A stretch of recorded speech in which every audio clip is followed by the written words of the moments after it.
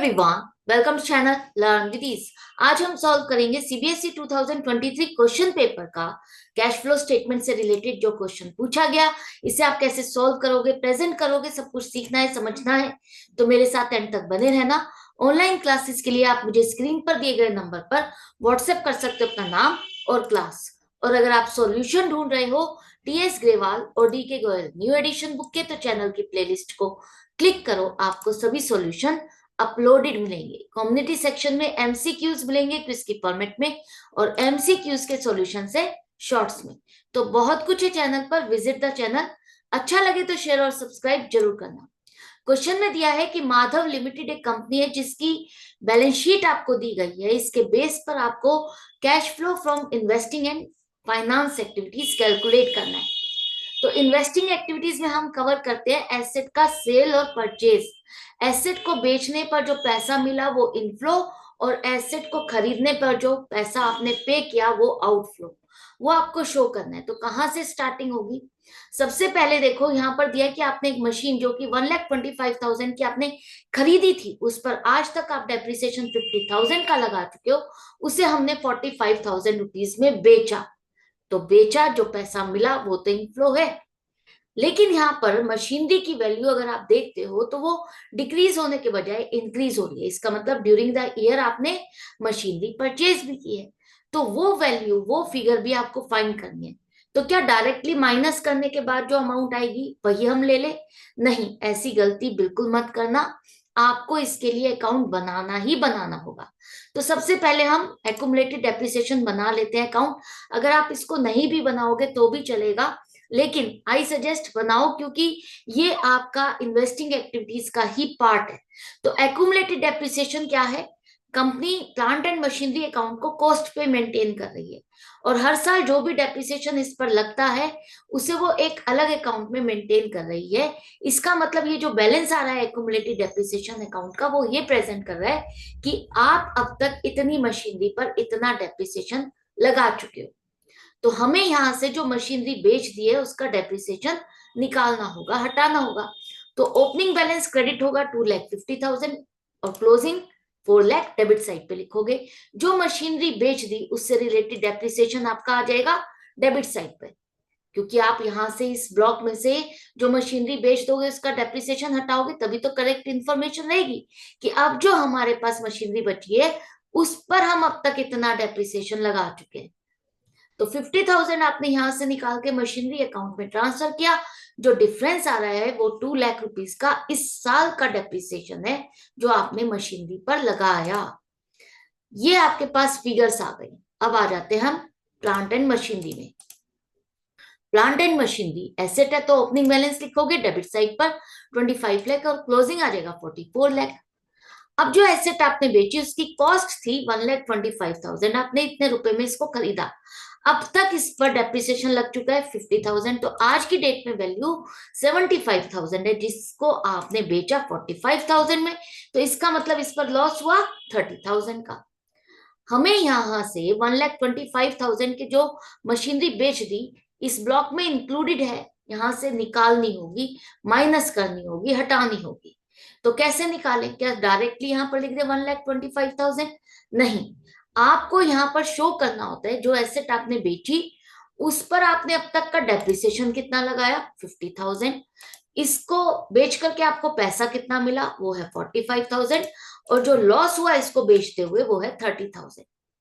जब आप accumulated depreciation account बनाते हो तो आपने जो एसेट बेची है उससे रिलेटेड डेप्रिसिएशन दिखाओगे। ड्यूरिंग द ईयर वाला डेप्रिसिएशन यहां पर नहीं आएगा।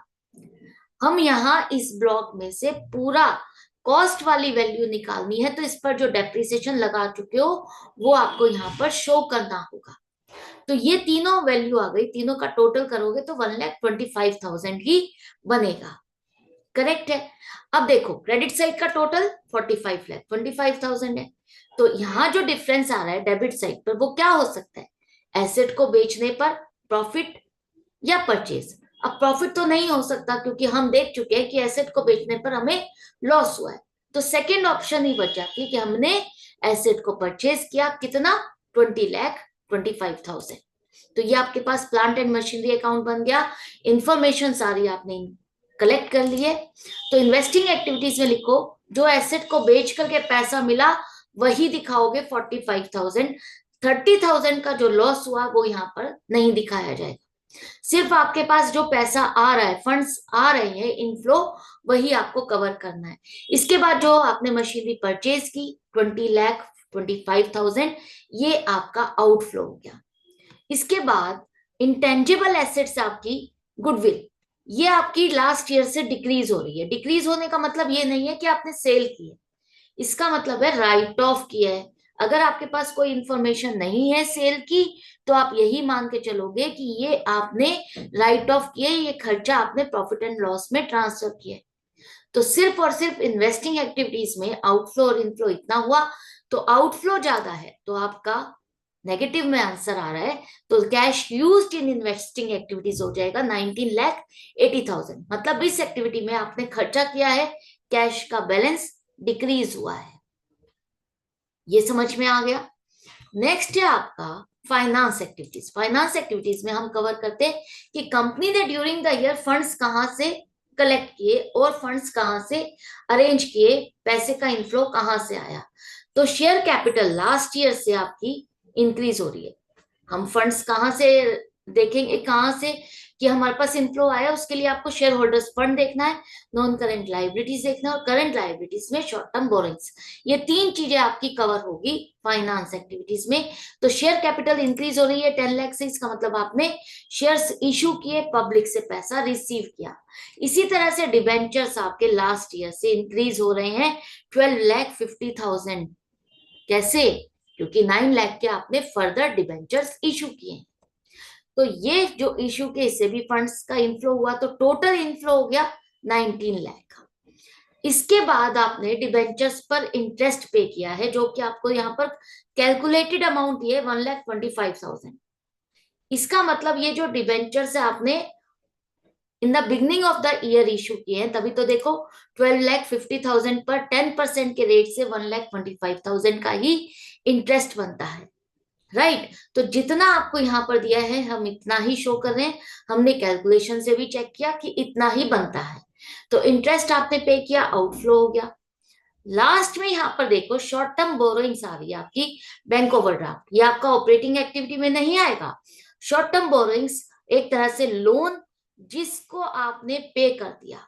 75,000 से 50,000 हो गया, इसका मतलब 25,000 की आपने पेमेंट की है, आउटफ्लो हुआ। तो नेट आउटफ्लो हो गया आपका 1,50,000। तो अब पॉजिटिव ज्यादा है, इसका मतलब during the year finance activities से कैश का इनफ्लो हुआ है, फंड्स और कैश का बैलेंस इंक्रीज हुआ 17,50,000 से। तो ये थे दोनों एक्टिविटीज, आपको कैसे कैलकुलेट करनी है। आई होप आपको समझ में आ गया है। कैश फ्लो स्टेटमेंट में इन्वेस्टिंग और फाइनेंस एक्टिविटीज सबसे सिंपल और इजी है, जिसे आप इजीली अटेम्प्ट कर सकते हो। राइट आजकल कैश फ्लो स्टेटमेंट पूरा का पूरा बनाने के लिए नहीं आता, आपको 3-3 भाग करके ब्रेक करके दिया जाता है क्वेश्चन, कि आपसे दिया जाए, आपको दिया जाएगा कि ये वाला क्वेश्चन है, इसमें आप ऑपरेटिंग एक्टिविटीज कैलकुलेट करो, इनफ्लो फ्रॉम ऑपरेटिंग एक्टिविटीज।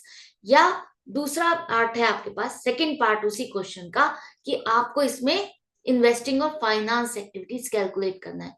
तो जरूरी नहीं है कि आप एक क्वेश्चन कर रहे हो और आप डर करके ये सोच करके कि ये तो गलत ही हो जाएगा, तो आपके पूरे 6 मार्क्स खतरे में नहीं आते।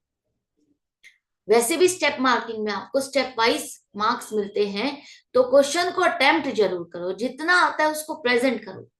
तो आपने जितना लिखा, जितनी इंफॉर्मेशन करेक्ट लिखी, उसके बेस पर आपको मार्क्स मिलेंगे ही मिलेंगे।